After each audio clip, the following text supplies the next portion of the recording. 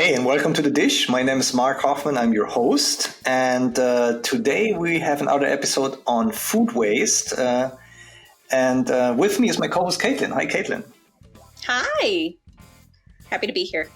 Yep. So, our guest today is Emiliano Lopez Barrera. He is a assistant professor at Texas A&M. And Emiliano, welcome to the podcast. Thank you. Thanks for the invitation. I'm very excited about talking about food waste in general, my work in general with you guys. So I'm pretty happy to hear that at least one person read the paper. Yeah. I'm originally from Uruguay. I grew up in a small summer season type of town in the east coast of Uruguay. The name is La Paloma. Originally, it was created more as a fishers village there, and then with time it evolved to a touristic place. We still have a lighthouse and everything there. So when I grew up, the town was around 3,000, 4,000, the total population. It has grown a little bit more now. I mean, but yeah, it was a really great place. A lot of freedom during my childhood. A lot of opportunities to play in the ground, climbing trees, running around, harming myself, playing soccer all the time. So it was a really nice childhood. I was finishing high school, and at that time, I was kind of really pushed and supported by my parents, sorry, my father and my mother to study. My sister was a couple of years ahead me, and she was already living in the main city. So I landed there, and I got a lot of help from her side. She was the only role model that I had of someone going to the university before me, to the college before me, because we are first college generation. So it was definitely her help and my brothers-in-law help that helped me with landing there. And yeah, somewhat, I don't know, at some point I was reading different things. I didn't know what to do. I was kind of lost at that age, but I got a manual that was talking about different careers, and for some reason I was trapped of reading about economics, and I was interested because it was kind of in my mind. I didn't know exactly what was that, but in my mind it was sort of a mixture between social sciences and then a lot of the mathematical quantitative approaches. So I like that mixture because I was good at math, but I was not that good with the others, but I liked to read a lot. So the combination was attractive, and then I started there. So you talked about your sister and that she was a role model. So how important was that for you? So what did she do that she really helped you to get on this path? She still is kind of a role model in many degrees, but especially for the academia in that dimension, it was yeah. Uh, I come from a family that we didn't have so many examples of people going to college at that time, and she was really organized, really smart, really goal oriented, and she was pushing the boundaries. She was the first one getting a degree. She was then the first one getting the chance to do grad studies. So for me, everything was easier because I was kind of following a path. I knew about the system. I knew about I knew about how the system worked when I moved to the main city. When I moved there, I had her and I had a net of contention already. She had to do it by herself. Same thing when I came to the US. They were already here. By that time, she was already married, and my brother-in-law is also a role model. They both work in academia too. And again, when I arrived here, they already had been here for a while. They pushed me, they helped me a lot from details from the application process to advices on how to land and all sort of things, and helping me with connecting with people. So, I mean, in every degree possible, but it was definitely very important. I always make the joke that If it was the other way around, we would be doomed because I was not the best example. She was the really model I could follow, but I would not be able to lead. That's yeah, that's what I feel. Um, why food waste and why sustainability?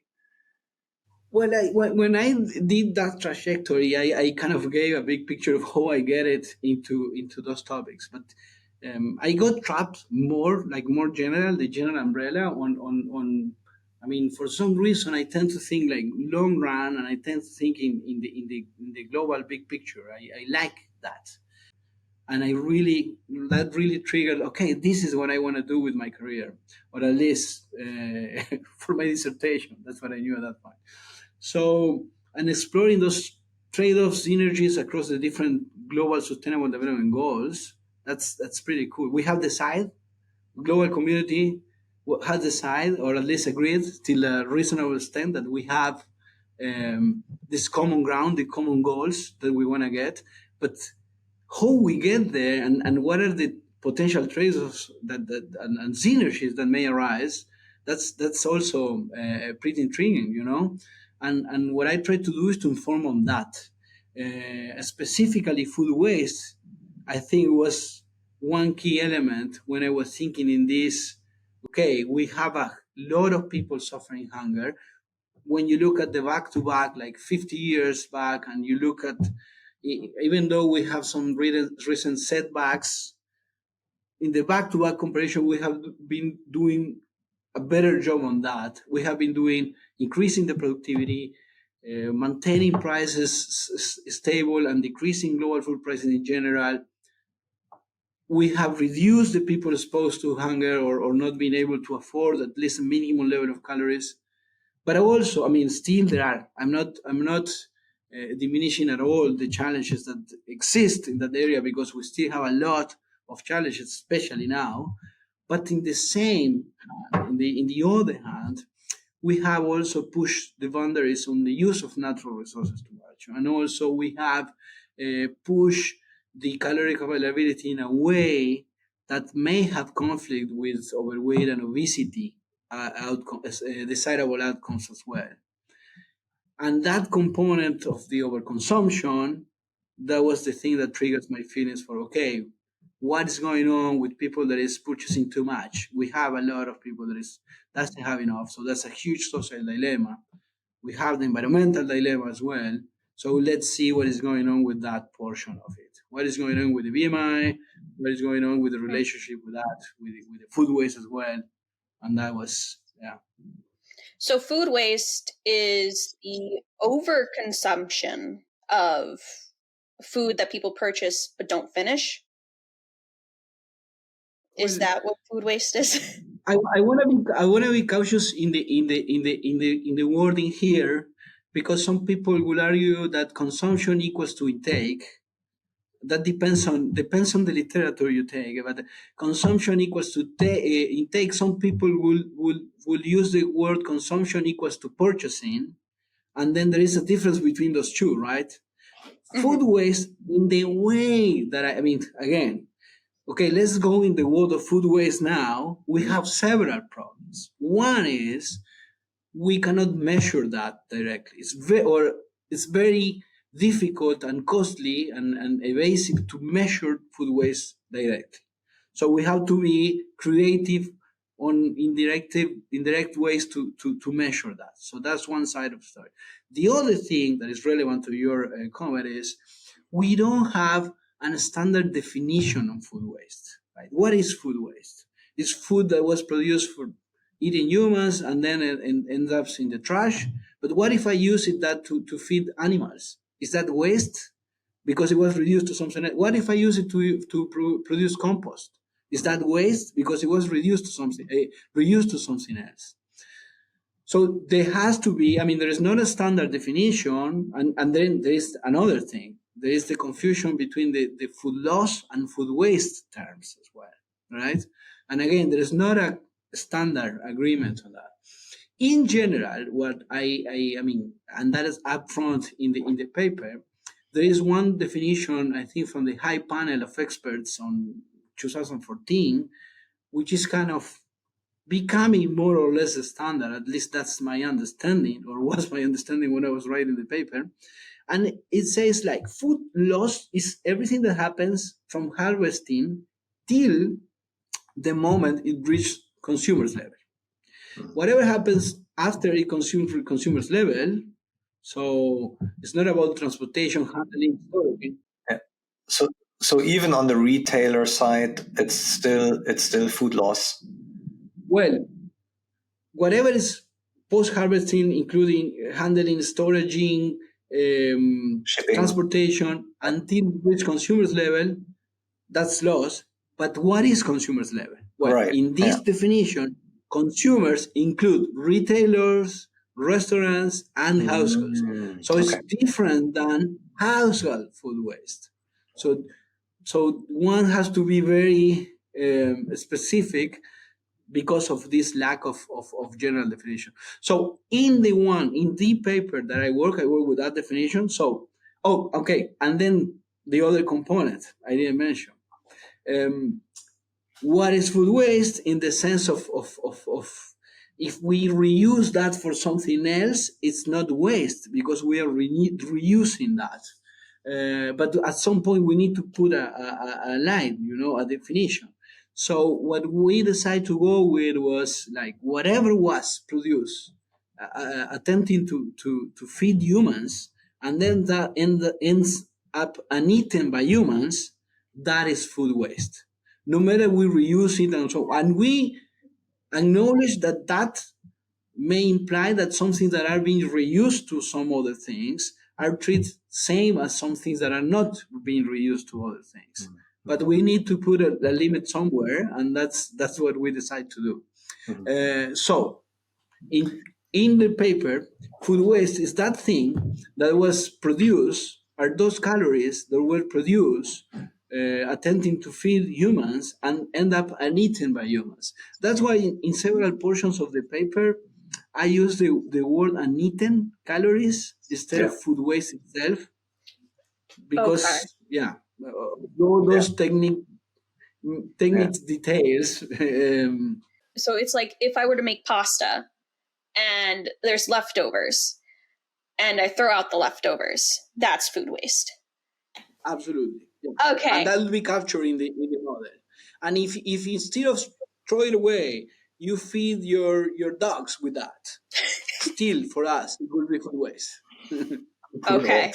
Or if you have a tomato and you don't eat it, and then you throw it away, or you use that to produce compost, still for us will count in that those uneaten calories amount.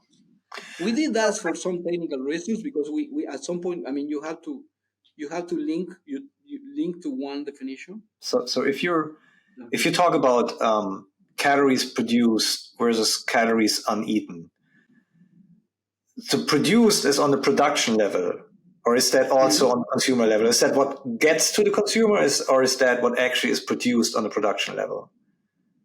No, that's great. A lot of calories, and I mean, a lot of food products end up lost through all other Yes. stages in the supply chain. Yeah. The paper doesn't capture that. It's Okay. focused only on what is going on once we reach the consumer. So what they purchase either in at the retailer or in a restaurant or in any other direct to the consumer kind of scenario. Exactly. Interesting. Exactly. And in my defense, I can tell, and I'm gonna make a lot of generalizations in this story. When you look at the shares of where these inefficiencies happens, let's talk about inefficiencies when we refer to losses or wasted together, right? In different stages in the value chain.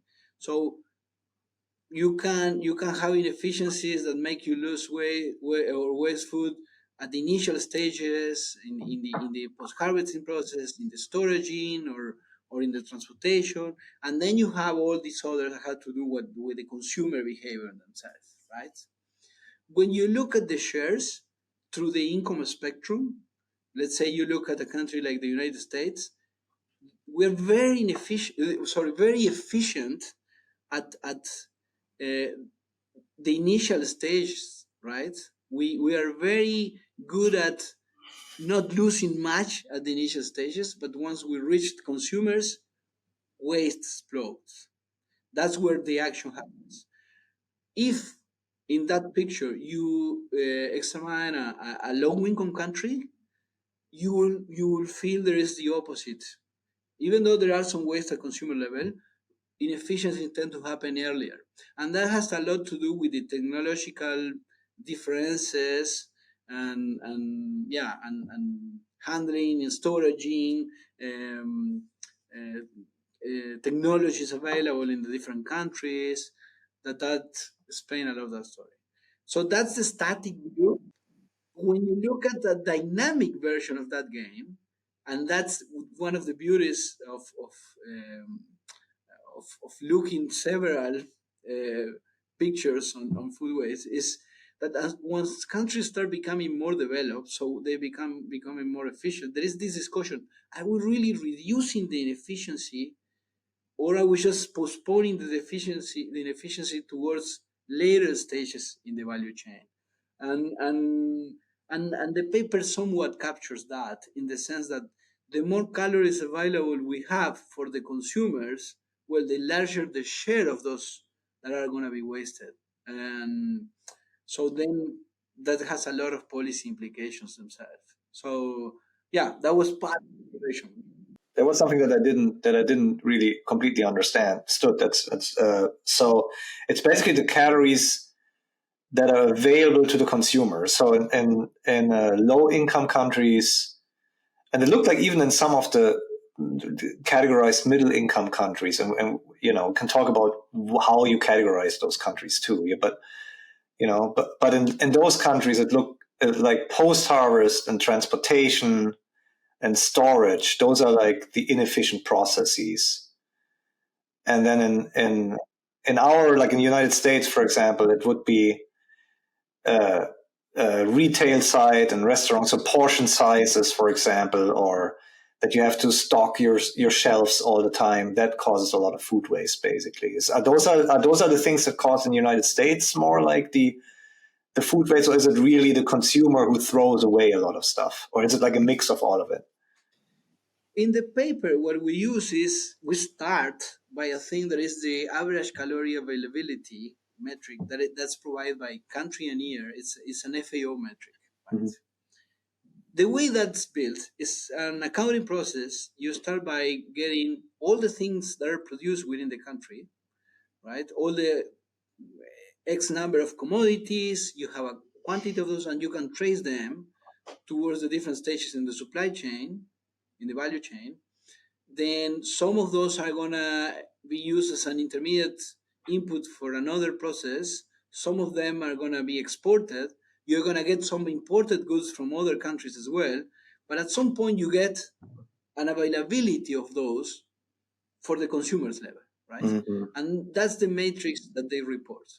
By converting those availabilities, the edible parts of those availabilities, the availability at that Mm-hmm. level, at the consumer level, into calories, and then splitting that into the overall population that you have, that's the number we start from. So FAO has done all that process for many years and accounts for losses and intermediate usages, export and imports, until we get this consumers level.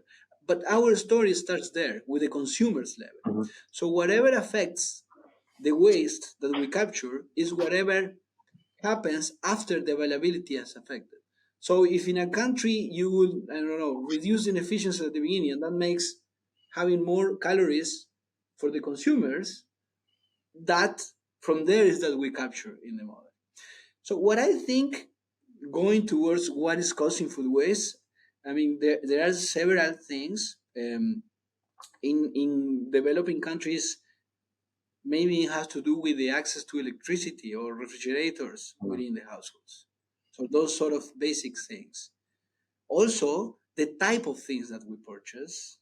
And of course, this relationship between the opportunity cost and the time opportunity cost that we have, and going to the store and purchase many things for a couple of weeks so we don't have to go again, that is being studied that affects. So being close to a supermarket or being far from a supermarket, that would affect your purchasing, ergo your waste, the type of food that you consume. If you tend to consume more healthier, maybe there is a trade-off. Healthier food, vegetables, and some fruits tend to be more prone to be wasted than more processed food. So there is a trade-off there. Then the income relationship, right? If food is relatively cheap for you, you don't value that much, then you tend to waste more food. There are several of that, and there are studies linking those different aspects. Because we were focused in that paper in looking at the long run picture, we looked at through the income spectrum. So 10 countries tend, and I'm gonna do a huge generalization here, but some stories tend to repeat themselves. At least some patterns tend to converge, and we kind of capture that idea.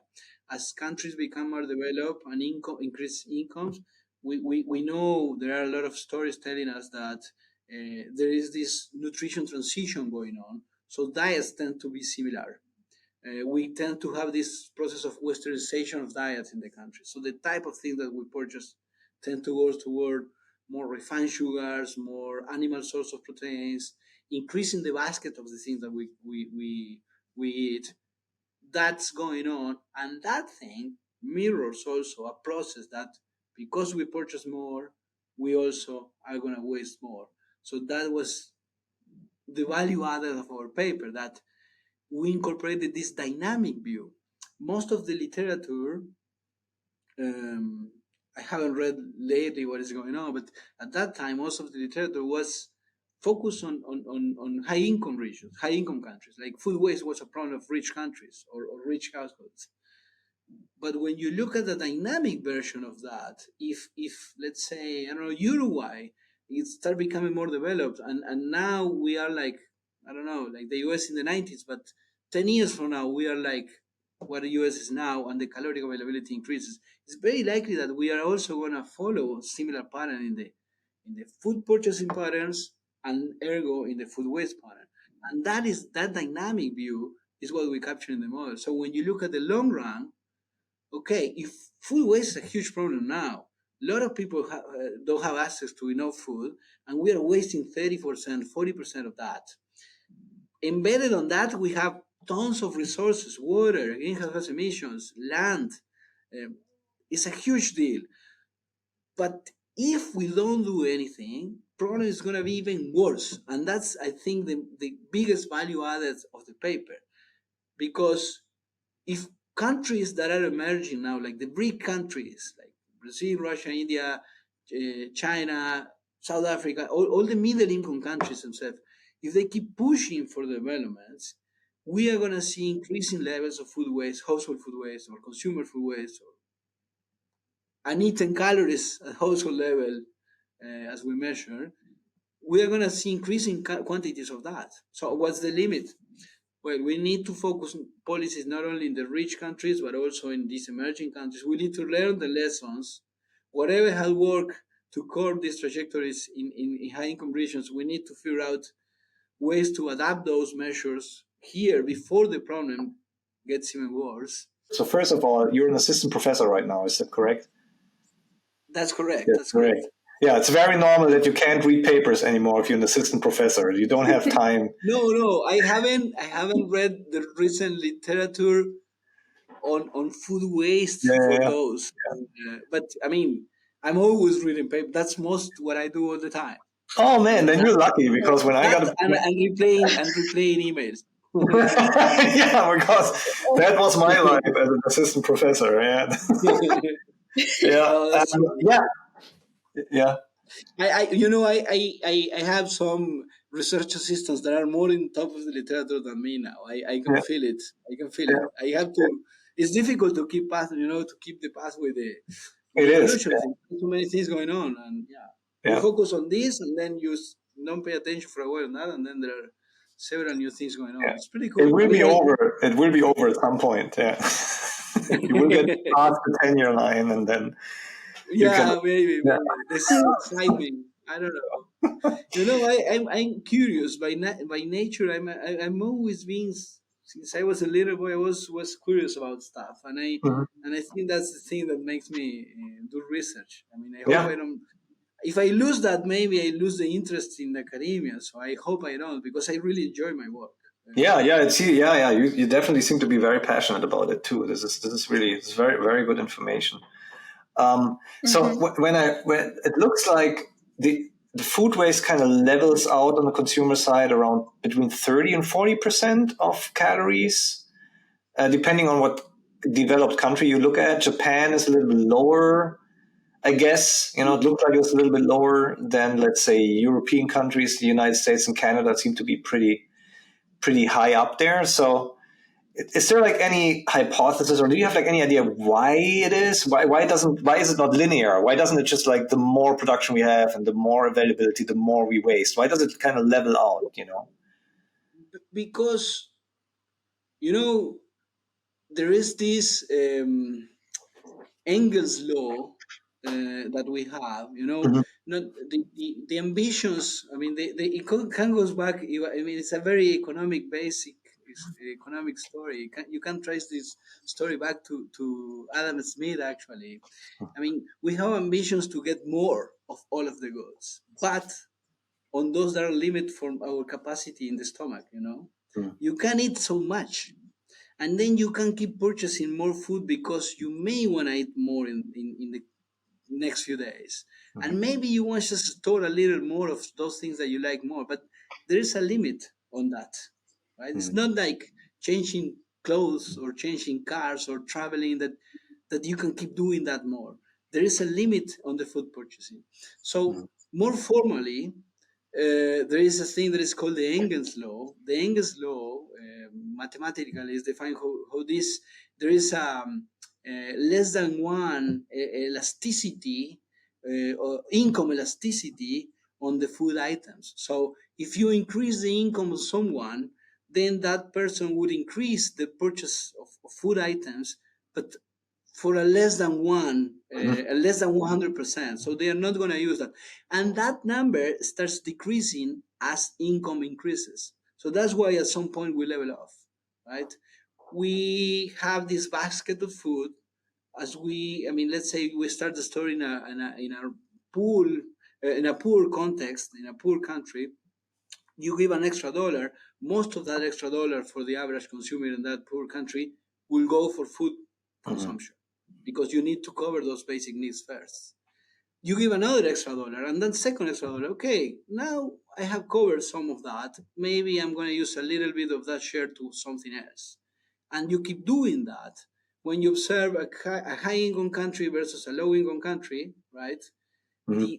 The percentage, the share of that extra budget that you give to a consumer in the high income country, just a very small amount going to go for food purchasing, but in a small, more like a low income country, a big share is going to go for food. I So gonna spend that that's the extra.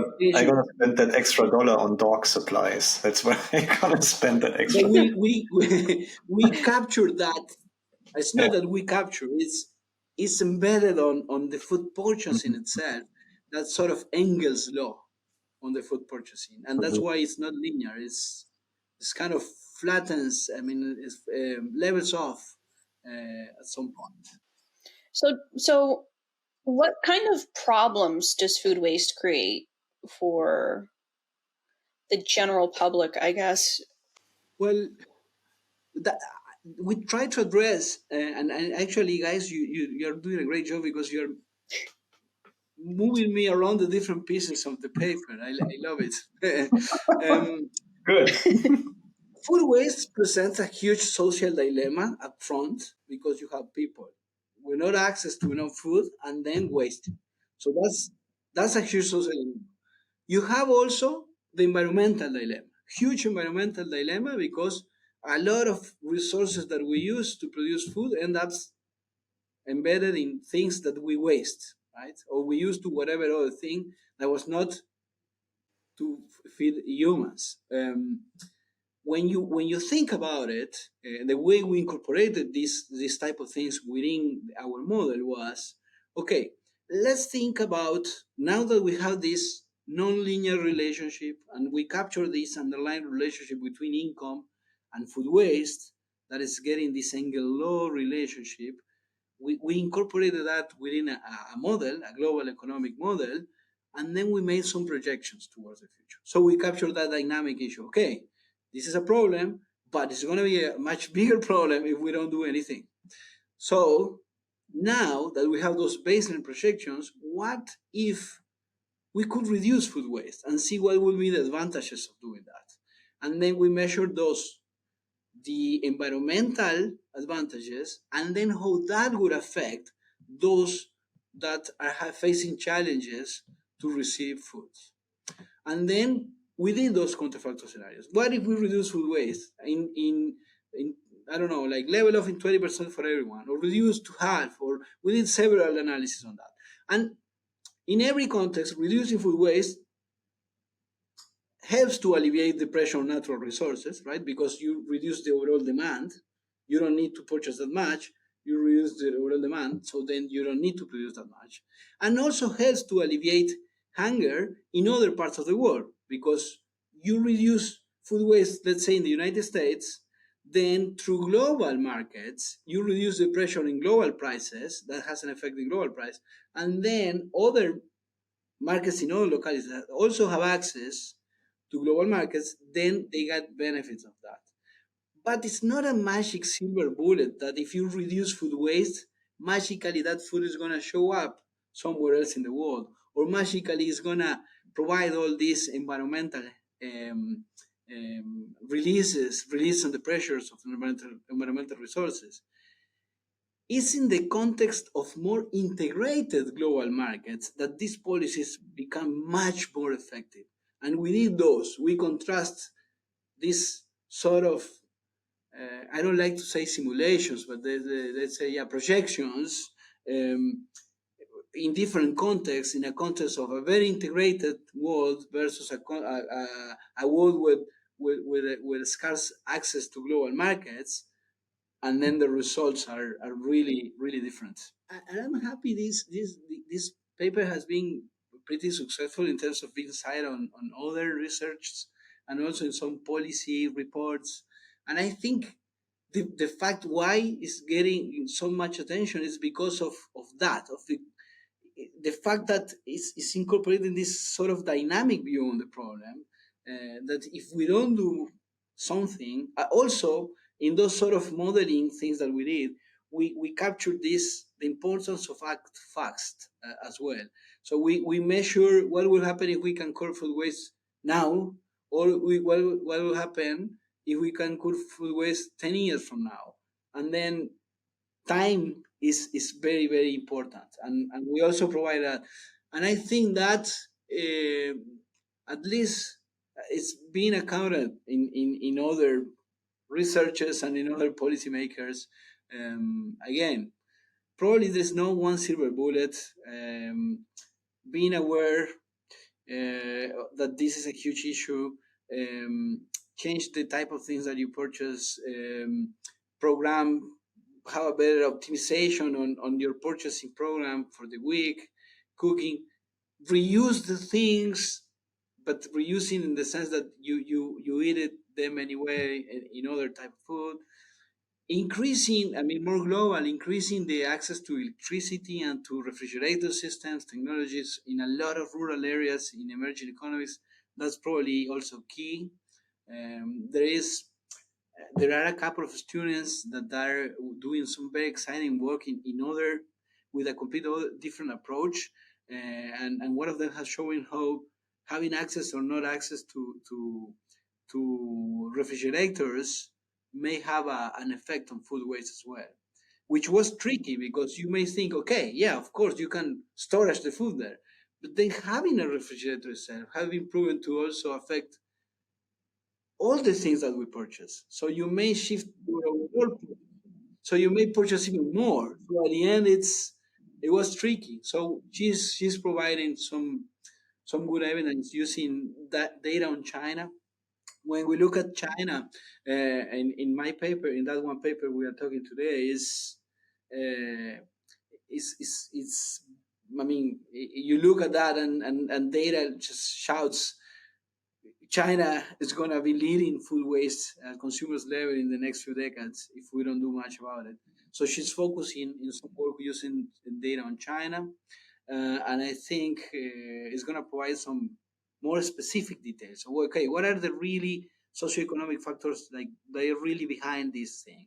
It's not only income, of course. When you go to more details, you may get some more information. I wanted to go back to the refrigerator anecdote that you mentioned about how food waste kind of coincides with that. Just because I like having a stocked fridge, but I understand that I don't eat everything and things go bad, like, the 99 cent cilantro I buy, or like the $1 bag of carrots. So, as an individual, what should I do to stop food Well, waste? let me ask you this: if you had paid $100 for that cilantro, will you waste it, or will you try to eat it anyway? You will be I would less prone to probably eat eat it. it. So I don't know. I mean, I also work with a multidisciplinary team in a advertising campaign and trying to see what things will work better or not to curb consumers' behavior. I think a lot of that has to do with awareness, self-awareness, and a good way to organize and program in your purchasing. I mean, for example, I try. I mean, I'm not the perfect example because I waste some food. So, I hate it, but sometimes I waste some food. But I figure out that most of the time when I waste some food is because I have this impulsive purchasing. Oh, let's buy 3 bags of carrots, and then why? I'm never gonna use them. Okay, you can freeze some of them, you can chop some of them, you can do different stuff. At the end of the day, you're gonna just consume some of them for a while, and that's. I mean, I guess it has a lot to do with that, with the programming. It's difficult, and it's even more difficult when you don't have much time. But many of those things that help you to eat healthier and to have better habits on your relationship with food, I think many of those tools will also help us with the relationship with the waste of the food also. When you look at the United States, particularly, so intra-country versus inter-country. So if you look just at the United States, um, body mass index and obesity are inequitable across income levels and race lines. So we have like more obese people in lower income levels than and they might. So do you have like an idea or just like any idea how uh, uh, they might waste food and what kind of nutrition they get versus people that are in higher income levels, and where across income levels in a country happens most of the food waste? Do you have like any idea about that, or is that way out of your wheelhouse? I will say that there is a positive association between the income and the food waste, at least until certain point when it starts leveling off. Income is just one thing, but maybe correlated with other things, with education or with access to markets or to um, chances or um, other factors that are not strictly income, but are part of that group of variables that may affect that. So at some point, I guess, once you reach certain threshold, it starts leveling off or even going down. But I guess that in general, food waste tends to increase as income increases, but again, until certain point, because there are all these other components that also are related to income that, like the education or the access to markets or the distance to the next store, grocery store, and things like that. So, or the chances to having a car, or so those things tend to be. It's tricky, because you see the overweight and obesity, and has uh, an heterogeneous effect as well. If you look at, I mean, a heterogeneous distribution as well. If you look at in the US, it affects more households that are in the lower income spectrum. I think a lot of that has to do with the fact that in the United States, well, I'm going maybe too far, because if you look at the recent statistics, like 13% of the households suffer some level of food insecurity, right? But you can suffer food insecurity, but still be overweight and obese at the same time. There's not. I mean, you can have enough calories, or maybe eating too many calories, but then don't eat the right quality of them, and that has a lot to do with the, yeah. And then we are getting too in the nutritional literature. Yeah, I think there are a bunch of different factors that go into sort of the high income, low income discussion, just because I lived in the small town of Butte, Montana, a very rural area. And the only grocery store we had was a Walmart. So, and the Walmart was at least 20 minutes away from me, but 5 minutes away was McDonald's. So, you know, you also have to think about that, about, you know, what do people have access to Right. in order to eat. No, the food environment is key. I mean, there are a lot of food swamps here, and a lot of accessibility to the not the right type of calories. There are a lot of those things, those stories for sure. Yeah. So how do you capture those data? I'm very curious, because I understand kind of where the FAO data are coming from. They're probably coming in America, at least mostly from the statistical services, no? From USDA data, I assume. But how do you capture those granular data? How do you because you guys are not going out and measuring the data. You rely on other data sets. So how do you? Yeah. All the data that we use, it was like secondary data. Right. We got data from different sources. Let's say calorie availability from FAO, then a lot of development variables, including GDP and trade openness, rural-urban population, education levels. We got a lot from the World Bank data sets, population. Then we got other metrics on average physical activity levels from FAO data or WHO, the World Health Organization. They have some metrics on that. You made me think about that.